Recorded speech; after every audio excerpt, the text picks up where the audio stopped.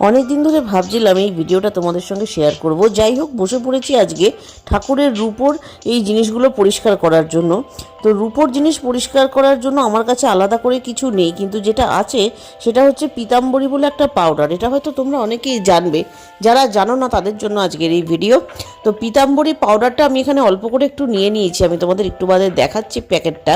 তো সেই পীতাম্বরী পাউডার দিয়েই কিন্তু আমি আজকের এই দেখো, এই হচ্ছে সেই প্যাকেট পীতাম্বরীতে। এখানে কিন্তু মেনশন করা আছে কি কি জিনিস এই পাউডার দিয়ে পরিষ্কার করতে পারবো আমরা। স্টিল থেকে শুরু করে কপার, ব্রাশ, অ্যালুমিনিয়াম, আয়রন, তারপর সিলভার।